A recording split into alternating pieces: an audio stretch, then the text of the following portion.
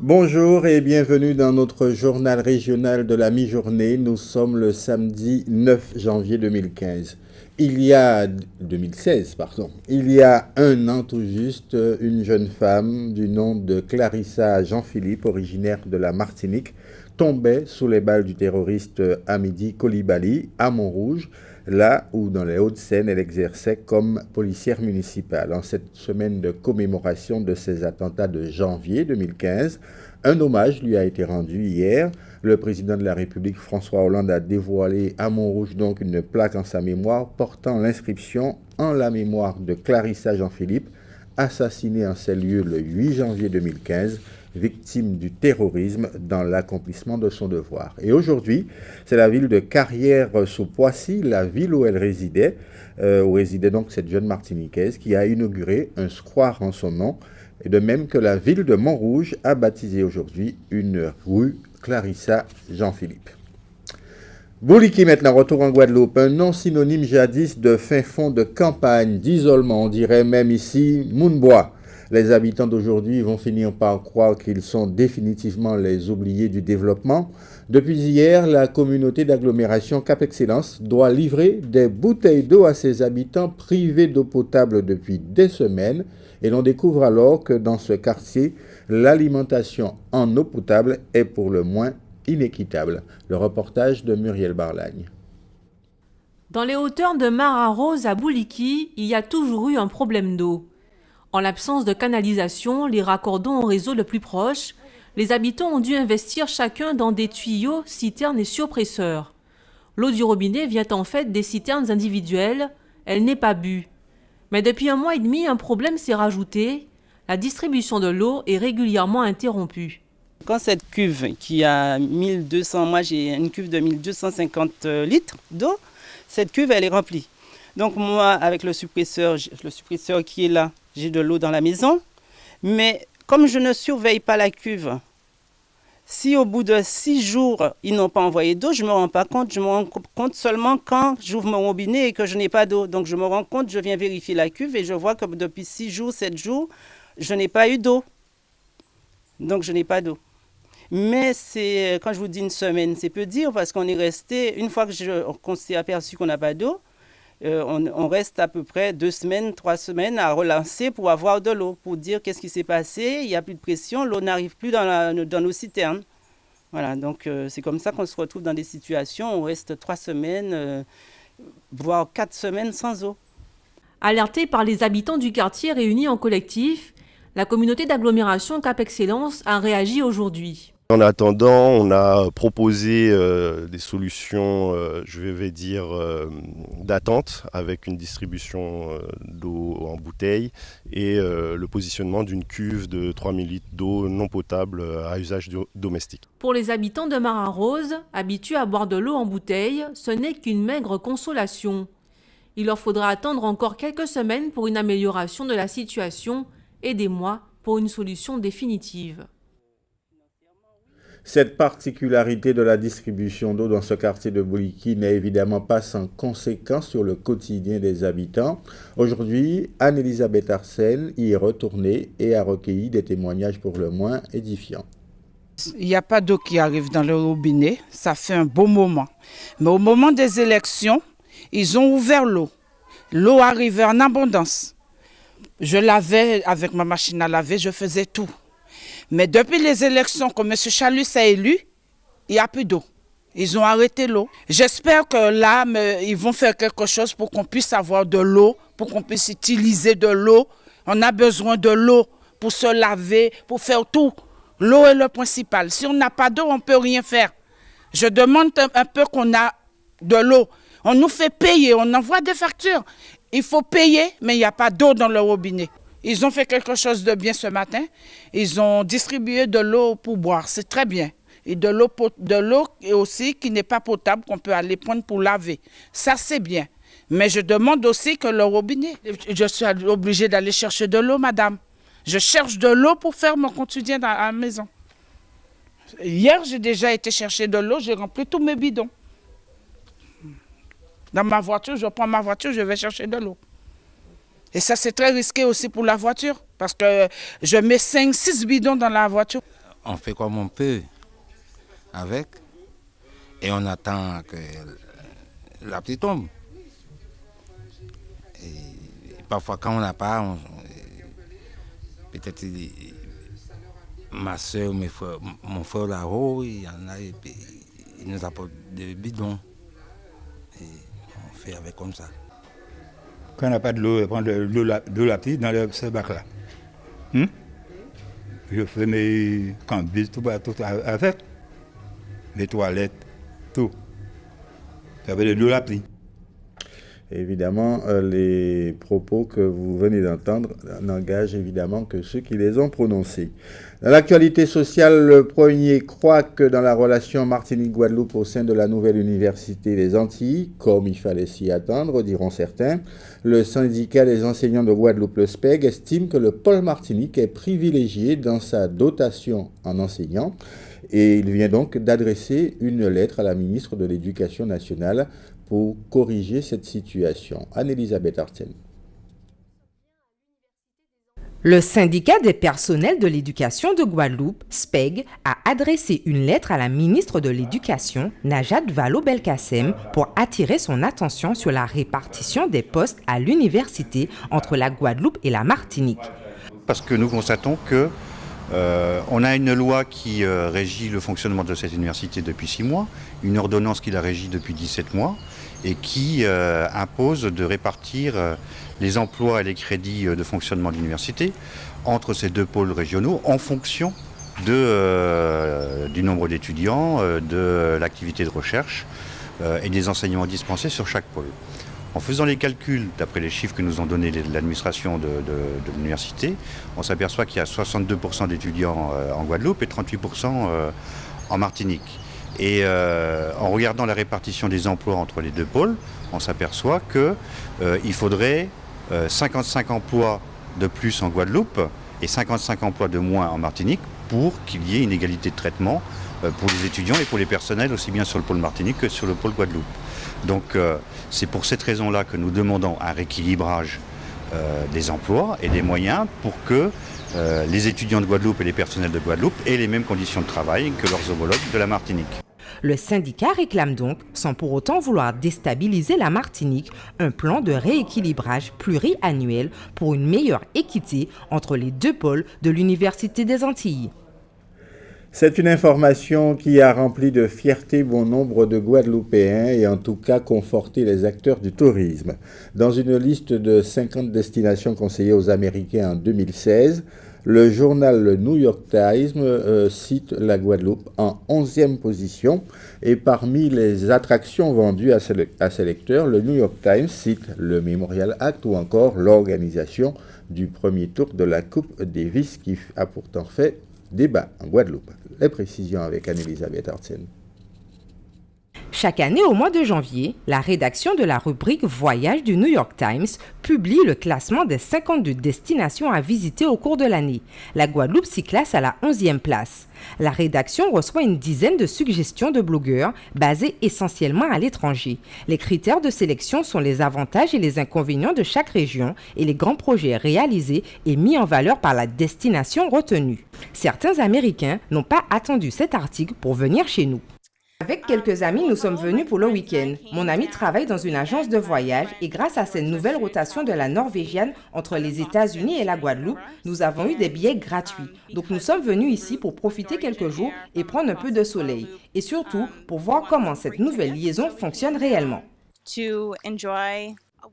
Eh bien, nous sommes venus en Guadeloupe parce que nous aimons venir dans la Caraïbe et que nous n'étions jamais venus ici et que la Norvégienne a de très bons avantages économiques depuis Boston. Donc on l'a fait et on aime ici. Nous avons vu une publicité en ligne avec de bons tarifs via la Norvégienne pour la Guadeloupe. Nous avons vu que c'était un bel endroit. Comme nous ne connaissions pas du tout, nous avons effectué quelques recherches et vu à quel point c'est magnifique ici. Donc, avec ce bon tarif en plus, nous avons décidé de venir. On a choisi la Guadeloupe parce que c'est une très belle île, c'est beaucoup de plages pour le soleil, le chauffage, pour être ici, pour être dans la chaleur, pour pour faire toutes les activités ici, le canyoning, le tour en bateau. Enfin, c'est un très beau paysage avec les montagnes et tout ça. Donc c'est une très belle île. Et on est très content d'être venu ici. Pour le New York Times, le Memorial Act et la Coupe Davis sont des atouts majeurs pour inciter les Américains à visiter la Guadeloupe, tandis qu'ici, on discute encore de leur légitimité. Cocorico donc pour la Guadeloupe, mais on s'intéresse à analyser tout de même à ce qui se passe chez nous, dans notre grande région de la Caraïbe. C'est l'heure de notre Minute Caraïbe. Venezuela. C'est une période de cohabitation tendue qui s'annonce au Venezuela. Majoritaire pour la première fois depuis 16 ans, l'opposition a pris mardi 5 janvier le contrôle de l'Assemblée nationale. Avec 112 députés sur 167, la coalition des opposants, la Table de l'Unité démocratique, la MUD, aurait dû disposer de la majorité qualifiée des 2/3. Cependant, l'opposition n'a finalement pas obtenu mardi cette fameuse majorité, seuls 163 des 167 députés ayant été officiellement investis. Pour sa part, Nicolás Maduro, qui considère que le 6 décembre 2015 n'est qu'un incident de parcours alors qu'il a subi un revers électoral, a nommé en urgence 13 magistrats à la Cour suprême afin d'en conserver la maîtrise. Chargée du contrôle de constitutionnalité, la Cour pourra apposer son veto aux lois adoptées par la nouvelle Assemblée. La MUD dénonce un coup d'État judiciaire et demande aux militaires de remplir leurs devoirs en faisant respecter la volonté du peuple exprimée dans les urnes. Brésil. Hier, la dengue et le chikungunya, aujourd'hui le Zika, le moustique contaminant serait l'une des causes de l'augmentation des cas de microcéphalie, qui est une anomalie de la croissance de la boîte crânienne. De l'ordre de 150 par an entre 2010 et 2014, les cas suspects de microcéphalie atteignent désormais 3174 dans le pays, selon le bulletin du ministère de la Santé dévoilé mardi 5 dernier. L'épidémie se propage et touche maintenant 684 villes dans 21 États. La psychose gagne les femmes enceintes, la période la plus critique est celle du premier trimestre de grossesse, mais rien ne permet d'affirmer que le danger soit écarté les mois suivants. Arthur Timmerman, le président de la Société brésilienne de la dengue, estime que d'ici 4 à 5 ans, le Brésil pourrait subir 100 000 cas de microcéphalie. La maladie découverte en Ouganda, dans la forêt de Zika en 1947, ne s'est d'abord attaquée qu'aux singes, avant de frapper les humains en Afrique et en Asie. En 2007, une épidémie est recensée en Micronésie et en 2013 en Polynésie française. En juin 2015, le Brésil est frappé à son tour par le Zika, probablement contaminé par des spectateurs présents lors de la Coupe du Monde de football de 2014. Antigua, l'indice de célébrité des Caraïbes continue d'augmenter. Après les visites très médiatisées de Christy Brinkley, Justin Bieber et les sœurs Hilton, une autre superstar a visité la région récemment. Il s'agit de Mariah Carey qui vient de passer la semaine à Antigua et Barbuda. La superstar a publié des photos de son voyage sur son compte Instagram avec des clichés très glamour sur la plage et d'autres en compagnie du Premier ministre d'Antigua et Barbuda, Gaston Brown. Cette petite escapade n'est pas tout à fait innocente car James Packer, le petit ami milliardaire de Mariah Carey, travaille en ce moment avec la légende du cinéma, Robert De Niro, sur un projet hôtelier de plus de 250 millions de dollars à Barbuda. Ce projet consiste en la rénovation du très luxueux établissement K-Club, l'un des préférés de la défunte princesse Lady Diana, que De Niro a racheté en février 2015. À cette occasion, le Premier ministre Gaston Brown a nommé l'acteur émissaire économique spécial dans l'espoir d'attirer plus de célébrités qui investissent dans le pays. Et brièvement, pour rester dans la Caraïbe, les matchs du tournoi des nations de la Caraïbe ont commencé hier. Victoire surprise d'Haïti à Trinidad, 1-0, ce qui m'amène à vous parler de la 12e journée du championnat de Guadeloupe de division d'honneur.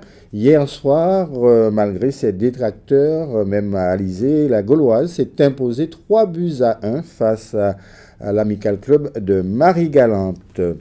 Cet après-midi, au programme, Arsenal CSM à Petit-Bourg, Gourbert contre l'USR à Basse-Terre, Étoile de Mornalo CA Marquisa à Mornalo.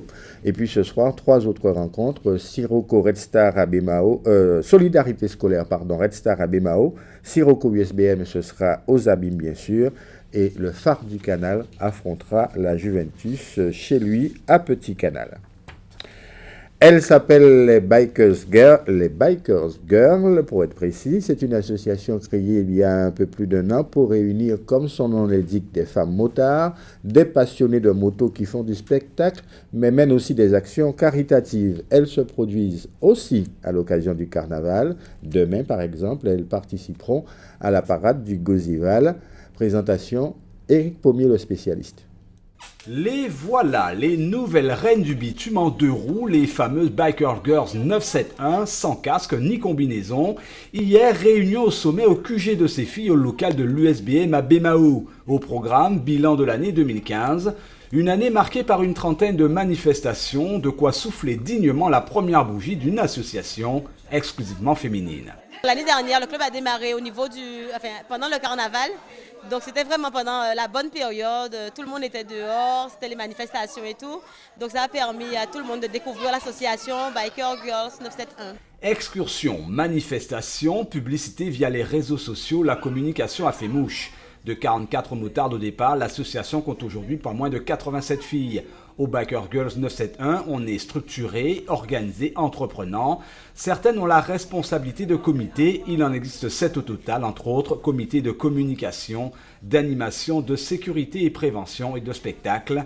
Claudie Magin, la présidente, se réjouit d'un tel engouement de ses compagnons de la route. J'étais très optimiste, oui. Je savais qu'il y avait pas mal de filles en Guadeloupe qui avaient le permis. Il y avait pas mal de filles aussi qui avaient la moto mais qui ne roulaient pas. Et je me disais que par rapport à l'association, elles vont sans doute vouloir nous rejoindre. Parce que moi, j'ai eu l'opportunité, j'ai la chance d'avoir quelqu'un avec qui je pouvais rouler, des copines. Mais il y a beaucoup de filles en Guadeloupe qui passent le permis, qui ont des motos, mais parfois elles n'ont pas envie de rouler spécialement seules. Donc parfois elles passent le permis, elles ont la moto et elles ne roulent pas. Donc c'est l'occasion pour tout le monde de se rencontrer et ça nous permet de créer des liens, des affinités. On se retrouve avec des femmes de tout âge, que ce soit de 20 ans, 21 ans. On a des jeunes de 20, 21 ans et ça va jusqu'à pratiquement 50 ans passés. Nous avons des mamies aussi d'associations et quand on se retrouve, on a toutes la même passion, le même point commun, c'est la moto. En fait, déjà, je trouve qu'elles sont super indépendantes, elles sont super cool. Elles transmettent aussi certaines valeurs, surtout au niveau de la femme. Elles montrent que la femme, c'est une personne de debout, c'est quelqu'un qui est fort, qui peut faire ce qu'un homme fait aussi. Et puis j'aime bien la moto aussi, donc voilà. Et puis il y a cette devise propre à l'association « Brûle la gomme, pas ton charme », autrement dit « Faisons de la moto et restons féminines ». De charme justement, il en sera question demain, où les girls animeront le carnaval du Gosier, tout habillées en militaire et à moto bien sûr. Le Nec Plus Ultra le 17 janvier prochain pour l'ouverture du carnaval, cette fois au moule. Les Biker Girls revêtiront un costume de coccinelle. Mesdames et messieurs, le rendez-vous est d'ores et déjà pris. Un événement qui n'a pas échappé à la rédaction d'Alizé Guadeloupe, le Memorial Act a reçu hier la visite de Marie Scondé. Une visite ô combien symbolique, puisque l'écrivaine, on s'en souvient, a notamment présidé le comité pour la mémoire de l'esclavage. Muriel Barlagne a suivi cette visite particulière et surtout personnalisée. Cet après-midi, le guide, c'est Thierry Létang, le directeur scientifique et culturel du MACT. Il commence par présenter l'édifice. Son auditoire est tout oui, des visiteurs pas comme les autres. Marie Scondé, le célèbre auteur accompagné de ses amis et de sa famille proche, sont venus découvrir le Centre caribéen d'expression et de mémoire de la traite de l'esclavage. Une rencontre organisée par l'association Les Amis du Memorial Act. Sa santé est très dégradée, quoi. Et on ne pouvait pas la mettre en présence de trop nombreuses personnes. Donc nous avons prévu un petit événement intimiste qui lui permette de réaliser ses 2 vœux, soit visiter le Memorial Act et retrouver des amis très chers qu'elle n'a pas vus depuis longtemps, puisqu'elle considère que c'est son dernier voyage, parce qu'elle est beaucoup trop fatiguée pour de nouveau prendre l'avion, selon ses dires. Nous, on souhaite que ce soit le contraire, mais elle se dit trop fatiguée pour revenir une nouvelle fois en Guadeloupe. Avant de découvrir l'exposition permanente, le petit groupe se rend au morne mémoire. La visite est rapide pour ménager la santé de celle qui a présidé le comité pour la mémoire de l'esclavage en 2004, celle qui a proposé la date du 10 mai pour la journée nationale des mémoires de la traite de l'esclavage et de leur abolition. C'était une intéressante balade parce qu'en fait c'est Jacques Berthelot et aussi Thierry Létang qui lui ont bien fait toute l'historique, toutes les origines de la création, tous les concepts qui ont abouti à la création de ce prestigieux monument. Et puis voilà, donc on a passé un très agréable moment pour l'histoire, pour commémorer la mémoire des ancêtres et puis mieux nous projeter dans le futur. Alors je pense qu'elle est très contente. Une après-midi autour de Maryse Condé qui devait se terminer par la projection d'un documentaire et des échanges, des instants précieux avec une plume plusieurs fois récompensée. Avant de nous séparer, des nouvelles du temps qu'il fera cet après-midi sur notre archipel, du soleil mais aussi des nuages. Il va même pleuvoir par endroits sur les îles notamment, Marie-Galante, les Saintes ou encore la Désirade, sur Basse-Terre également, à Déé, sur les hauteurs de Saint-Claude ou encore Cap-Esther, Trois-Rivières. La Grande Terre est un peu épargnée, sauf traditionnellement, on pourrait le dire, dans la région des Grands Fonds. Les températures seront comprises entre 24 et 28 degrés. Dans un instant, une météo plus détaillée de toute la région Caraïbe qui sera suivie de l'agenda d'Alizé. Au programme de l'après-midi, nos magazines d'information, reportages et grands reportages. L'information continue sur notre site alizé.com. Je vous retrouve ce soir, 19h, et je le sais, vous serez au rendez-vous. À tout à l'heure.